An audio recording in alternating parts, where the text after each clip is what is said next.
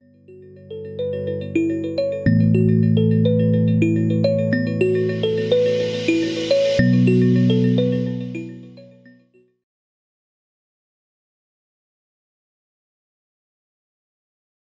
and welcome to the Windows 10 Technical Preview Jumpstart here on Microsoft Virtual Academy.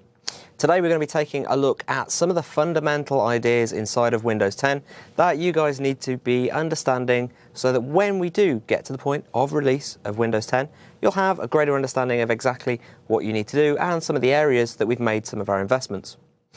In order to start us off, I've invited Brad McCabe along to talk to us about Windows 10 as a more overall piece to set the scene for some of the deeper sessions on security, on management deployment, on the store and on Internet Explorer that we're going to be seeing throughout the course of this Jumpstart. So, Brad, starting off, what's the idea with Windows 10? So when we thought about Windows 10, we went out, we talked to a lot of different customers out there, a lot of folks probably that are, watching, listening to this conversation here, went out, really wanted to hear what they had to say and what they were thinking about. And all of that really came together into four main areas that, all that feedback sort of coalesced around, right? And we'll talk a lot about these through this conversation. But I mean, the first one was about having one single converged platform for Windows, right? Another one was around building that product that people would love to use, right? A lot of the things around user experience and some of the other things that we'll talk about as well as we go through. Mm-hmm. Another area that we heard a lot of feedback and a lot of things from folks out there was around modern security threats and bringing that protection that was needed in this world, right? To bring these modern security threats and how we're going to defend and protect against them. And finally, the last area was about being able to manage for continuous innovation, right? That ability to always stay current, to be able to make sure our users are getting the best possible experience, while at the same time not, overburdening and overtaxing, the folks out there listening and watching who are having to support this, maintain this, roll these systems out to their end users and their customers. Yeah, I think it's a super cool thing that we have this, that we're building a new operating system that's going to run on tons of different types of devices, and yet we're getting so much feedback from the people who have already started using the technical preview. But we've been gathering that feedback from enterprise groups for quite a long time, bring them into discussions with us, with the product teams, to actually start to pull together some of the requirements that we have from a modern operating system. And as you say, that's exactly where we got to those buckets. Because we've got a live Q&A, don't forget to ask questions on the Q&A, but we're not going to answer any feedback questions around the product because they need to go through the Windows feedback tool inside of the technical preview, right, and also through user voice. So please don't give us extra feedback on the Q&A. Let's keep it down to questions, and we'll try to answer everything that we can on the questions. So in terms of thinking about one converged Windows, what does that really mean for us, and why is it important for these guys out there? What's going to be the big driver there? Why is it that they've been asking us for it? Yeah, that's actually a really good question, because I mean, if you think about it from an IT pro point of view, right, from someone that has to manage and maintain these devices all the time, right, it was really challenging for when I have hundreds of thousands of users or tens of thousands of users or however many users I have, right, and each user has his own machine. But as we keep scaling that up, right, each user has his own machine, then each user had his own machine and a phone, and now each user has his own machine, a phone, and potentially a tablet. And on top of that, now we talk about bringing in things like the Internet of Things and more devices and more sensors into the workplace. So you start to get to this place where you just have this massive amount of technology to manage. And by having one converged Windows and one converged platform that runs from the smallest of things on sensors like IoT all the way up through phones and through tablets and through desktops and laptops, all the way up to large, say, conference room screens and displays, right? How do I manage all of that? Well, having one consistent approach, right? One set of frameworks that I could use, having one security model and one way to think about security across all of those, right? Having one platform that I can have my code run on. So with Universal Apps, if I want to have my code run on my phone, have it run on my tablet, have it run up on my laptop, I can write one application to stretch across to all of that. And with a lot of the work that we do, right, as developers, you could take and you can have the user experience adjust so that with that universal app, I get a great experience on my phone, but then I get an experience scaled that makes sense on a large screen maybe that I've got in front of me or on my laptop screen. And if I'm running it on a large conference room TV, for example, or conference room monitor, I get a user experience there as well that makes sense and is great for me. Yeah, it's one of those things where I think as an IT pro, whenever I had to go and deploy an application, I'd have to find a different application for each different platform. And that kind of, from a development and an application point of view, it kind of lifts us out of that particular technological rut, so to speak. We have that same code running across everything and it just adapts. And if you wanted to see a really good example of that today with, say, Windows 8.1, you look at the MSN apps, universal apps delivered once that run on different form factors completely seamlessly. If you could do that with your line of business applications, that's going to lead to a place where actually it's a lot easier from an IT guy's point of view to actually manage the application estate. Right. And the really cool thing about universal apps as well is that, right, even if you never touch a phone, even if you only ever run that universal app on a monitor, right, say maybe you got a 30-inch monitor on your desktop or multiple monitors on your desktop, you still get the advantages of this because what happens is with that UI scaling to make sense, right, you think about a lot of older applications, and when you shrink down the UI, what you end up getting is just the same thing in a little window with scroll bars on the sides and the tops. Yeah. Well, with universal apps, as I start to shrink that down, because maybe I want to dock it off in the upper right corner or to the left side of my screen, let's say, that UI gets intelligent. And so it shows you the data you care about, the information you care about, in a format and style that you care about in that screen real estate.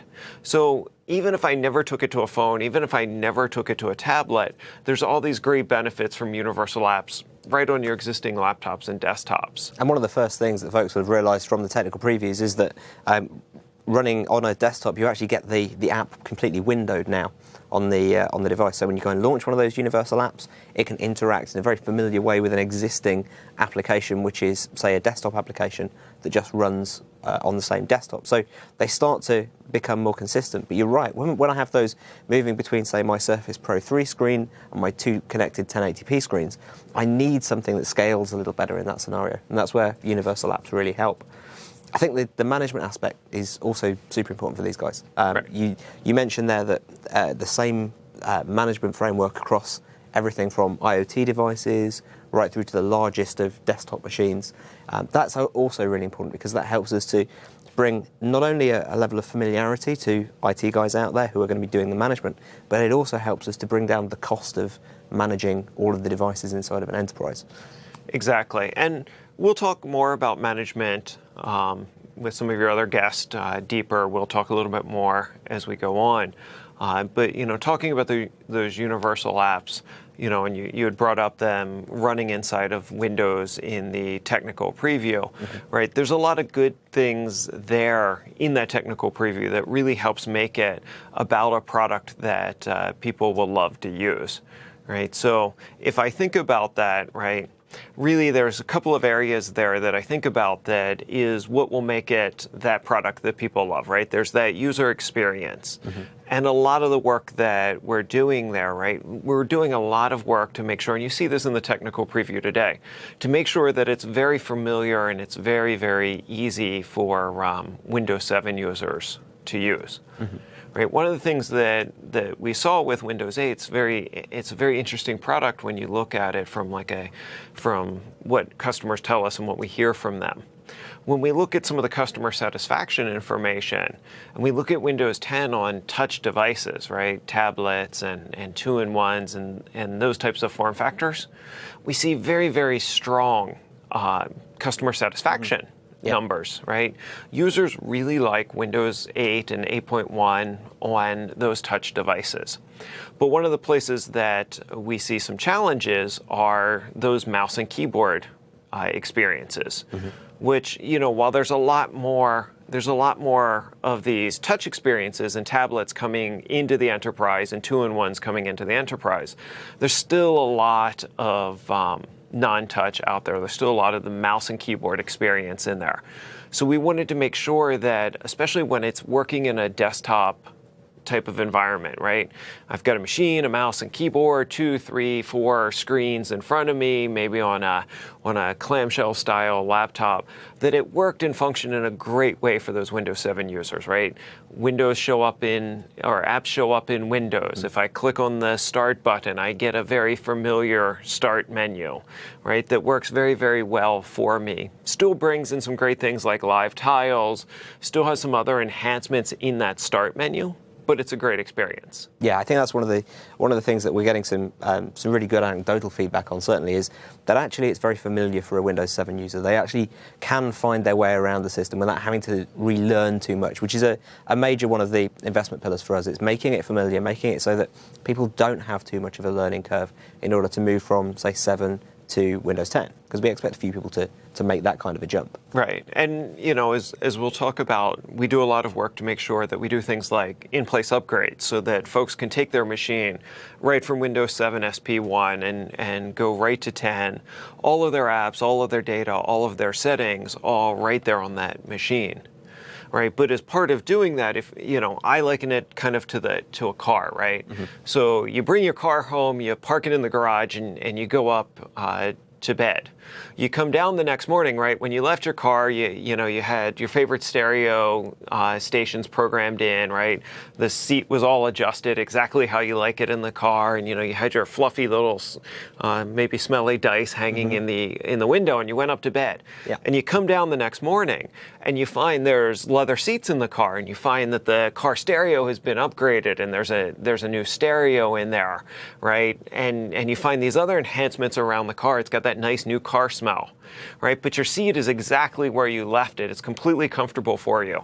The radio is tuned to all of your favorite stations. Even those fluffy old dice are now still hanging on that mirror there for you, right? And that's a lot like what we want the experience to be from Windows 7 to Windows 10, right? We want you to have everything exactly how you put it, everything exactly how you like it, but still have all these great new things, right? But it's still your car, still drives the way you expect it, it still feels very familiar, yet it also feels very new and very modern to you.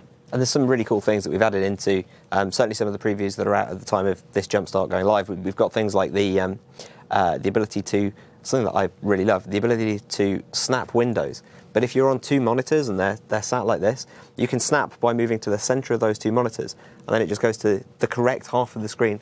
Well, you kind of expected that, but previously we hadn't been able to enable that kind of nice part of the user interface. So it's cool that we've got those kind of things coming through as well. Exactly. We've done a lot of things like that to make sure that we've taken that experience from Windows 7 and we've continued to enhance it. We've continued to move it forward. We've continued to take everything you love, like Snap, for example, and rather than giving you Snap to 2 sides, now you can do quadrants. Now you can do them they don't have to be 50-50. They can be, 30-70 or whatever size makes sense for you, right? We've done things like making sure that if you have multiple monitors that you can snap across that shared edge between the monitors, right? lots of great familiar things that have just gotten better. But we've also worked to make sure that's scaled across the devices as well, right? We've shown some different videos and things that you can go out and see on the web and other places of how, for example, this experience works in a 2-in-1 environment. Mm-hmm. How we can take that start menu and, if you pull the keyboard off or, rotate the screen down, depending on what your 2-in-1 type looks like, right, you'd see that start menu kind of just scroll and scale right up across those devices. So it's still your start menu, it's just now in a very, very touch optimized space. And then you put that keyboard back or do whatever you do on that machine to go back into that mouse and keyboard type of state, and you see it come down. You see the apps go full screen or you see the apps go windowed. And we do it in a very fluid way for the user, so it feels very natural, but the device just works the way they think it should work with the input mechanisms that they're trying to use. And I think you'll see a lot of great new hardware, a lot of great innovative form factors as well. There's a lot of great things out there today.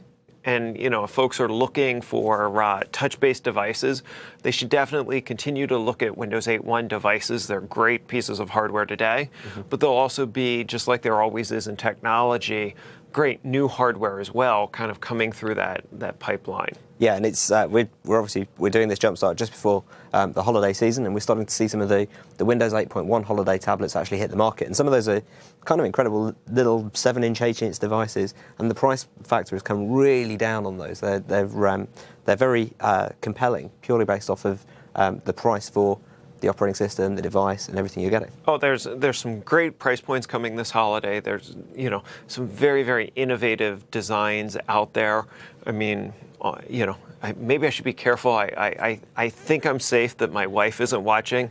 Hopefully none of her friends are watching, but her old laptop is starting to hit the end of that life that it has in it. So, I will definitely be in the market myself this holiday season, looking at a lot of this hardware, going out and buying with confidence as well. Knowing that she'll have a great experience on it now. I'll definitely get something touch, probably some type of 2-in-1 for personal reasons, the way she uses it, but definitely get that hardware, and I know that she'll have a good experience down the road as well with it. And this drive of price points down is actually incredibly important for enterprise because it changes that dynamic a little bit. Whereas you used to have to buy a device, maybe invest in it for 3 years for a hardware refresh, that opens up the possibility that maybe you have more disposable devices inside of an enterprise, whereby you have a scenario where somebody does go into a store, does pick up a $100 device that's running Windows, and in the future we can actually start to bring that into an enterprise life cycle of management that you'd expect to be able to do. And yet it's a $100 device. If they happen to lose it, you'll have remote wipe capability, and it gives you the ability to remotely wipe should you need to. Just changes the dynamic, really, of why people would be looking at that type of device.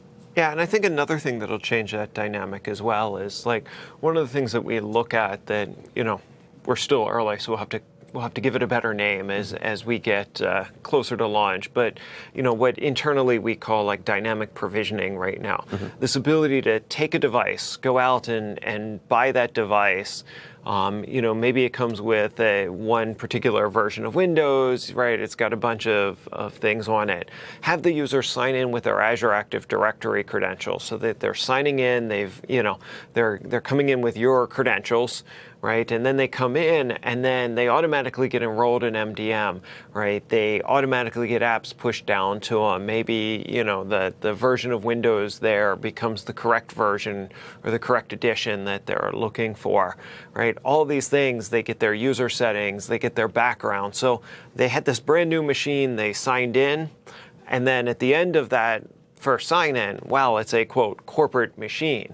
I feel like it's, one of those machines that I ordered and it showed up and it went to IT and IT did a bunch of stuff and then it showed up at my desk like 3 weeks later after it had supposedly arrived at the company, right? Because, there's, in so many of the companies, there's a handful of guys and there's all these machines coming in and they're just sitting there imaging them, putting base images and sending it out. Yeah.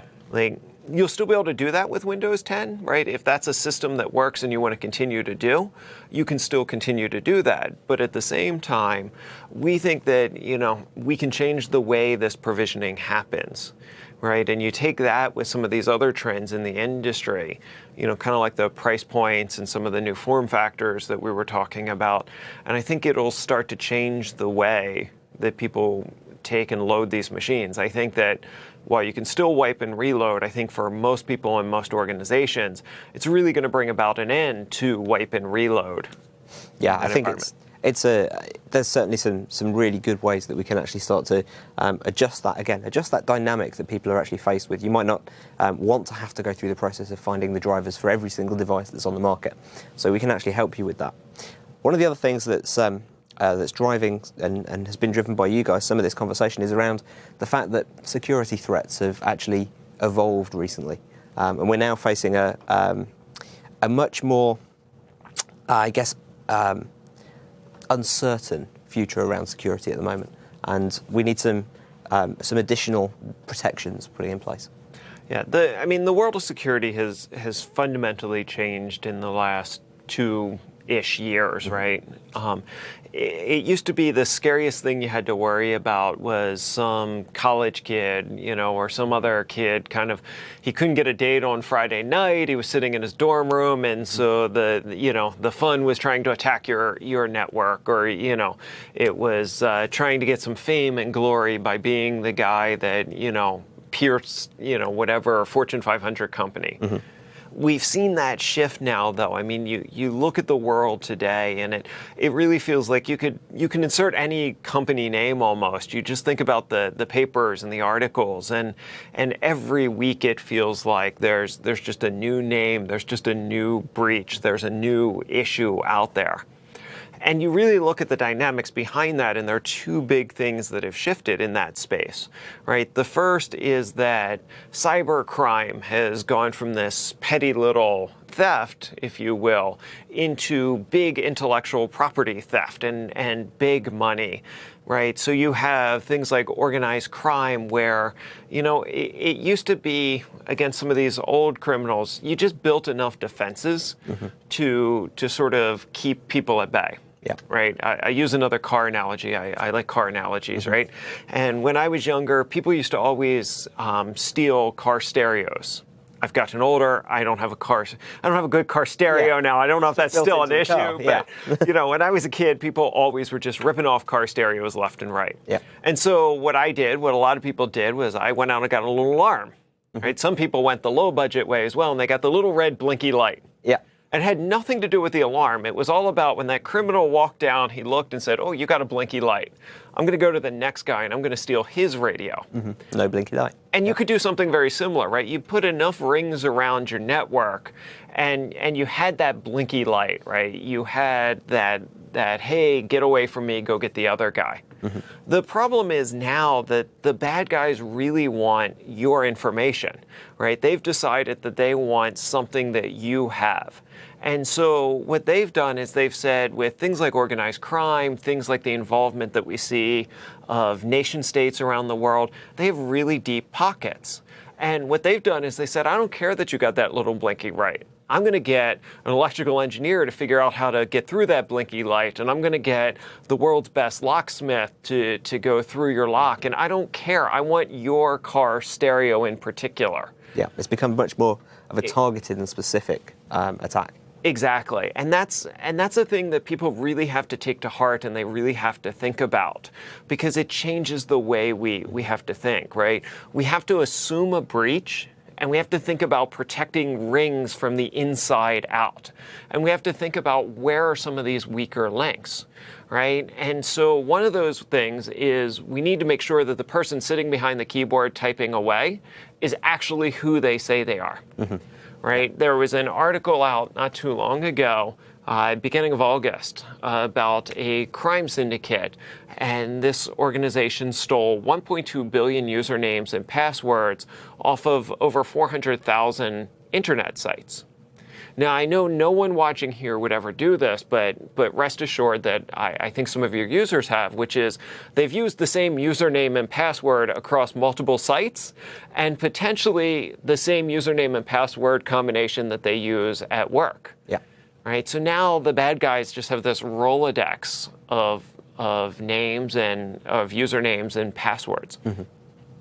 And so we need to kind of move beyond that place, and we need to work into a place where we have sort of that next generation of user credentials, where we can do two-factor authentication to make sure that the guy behind the keyboard is who he says he is. At the same time, we don't burden IT and we don't bring extra cost to the business. Mm-hmm. And I know Chris will go much deeper into how we do this as well. But after we know who the guy is behind the keyboard and we know he's who he says he is, then we also have to think about the data. Yeah. Right? And we've got great products, things like BitLocker, that do an awesome job of protecting the data on my device, protecting that data when it's resting on the device. But you think about the modern world, and data rarely rest, let alone rest on just a device. It's on a device, it's on a USB, it's out in the cloud, it's bouncing around in email, it's moving all over the place. Mm-hmm. And so with this thing that we're working with internally that we call enterprise data protection, once again, we'll have to have a better name. Yeah, although we do like it. It has got an acronym. Exactly. You know, at Microsoft, we love our acronyms, mm-hmm. but I'm sure we'll do something better. Mm-hmm. But with this ability to protect this enterprise data, what we need to do is we need to take that BitLocker-like encryption, that BitLocker strength and security, and take it from the hard drive and then wrap and protect the file so that file is self-protecting no matter where that file goes in the world. Mm-hmm.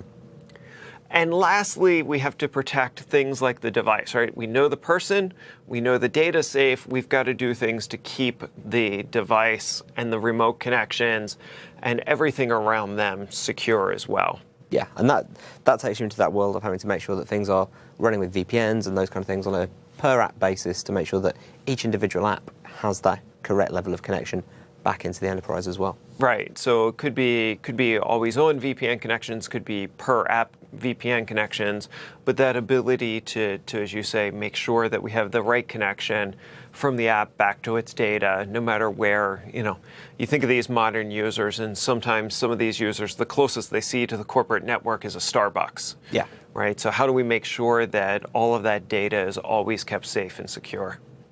And I guess lastly, we want to talk about managing, one of the things that you describe as managing for continuous you're going to have to say this. Managing for continuous innovation. That's it, exactly, yeah. It's which I think is, people are starting to see that we're having this ability to update the builds that they're using inside a preview, but it means a lot more to us than just that.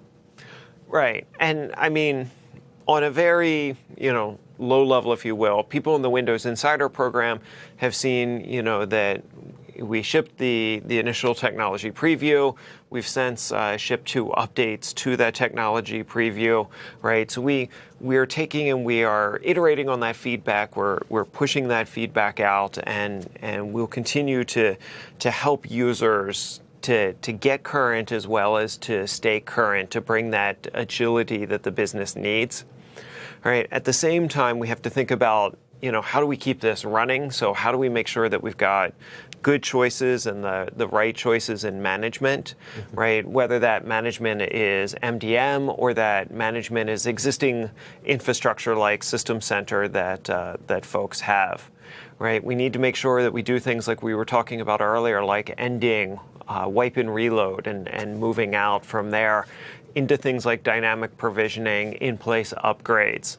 And we also need to make sure that we do some work around the App Store to make sure that App Store is truly open for business and truly ready to go. Yeah, because that's one of the areas where I think we've had a fair amount of feedback over time, which is that we need to make it easier for companies to get hold of applications out of the store. So things like volume purchasing, being able to use your own store inside the store, are pretty great areas. And I think Michael's going to go into some pretty great depth around those a little bit later on. So that should be kind of cool. I guess that brings us towards roughly the end of this section. So We've kind of gone through the one converged Windows platform. You'll be able to run Windows across a multitude of devices, use the same apps, the same management methodologies and frameworks across those devices. We've also talked about some of the ways that Windows is changing around the product itself to make it so that it's a more lovable product, in fact, so that you can actually get more features out of it that you want to use on a daily basis. We also then went on and explained a little bit about security threats and how those are changing, and also around the continuous innovation around management and deployment, and basically just looking after the systems that you've got out there. We're going to be diving more into every single one of those across the course of the next couple of hours, so please keep watching the MVA course, keep watching this Jumpstart. Obviously, we've got the Q&A. Also, ask questions. We'll answer as much as we can inside of the questions. There's obviously some areas we are talking about a product which is currently being built. There's some areas where we're not ready to reveal information yet, so there will be some questions that we just cannot answer. And also, if there's feedback about the product, please let's keep those into the normal feedback channels, like the app inside of the technical preview and like the user voice forum, because that really does make sure that our engineers get to see all of the information that they really truly need and get to see all of your feedback. And I would actually build on that, and I'd say kind of continuing out, not just keeping the feedback there here, but also signing up, joining that Windows Insider program, looking at those new builds as they come out, and providing us that continuous feedback and having that continuous dialogue back and forth. Yeah, we've got a couple of thousand people on the stream at the moment, so if you can please start joining the Insider program. Make sure you're running the technical preview so that you do get to experience things. Start testing your apps on the build so that we can start to pull some of that telemetry in and know some of the common application compatibility issues. It is helping us to build Windows as we go forward. We'll take about a 10-minute break and then we'll come back with our next section.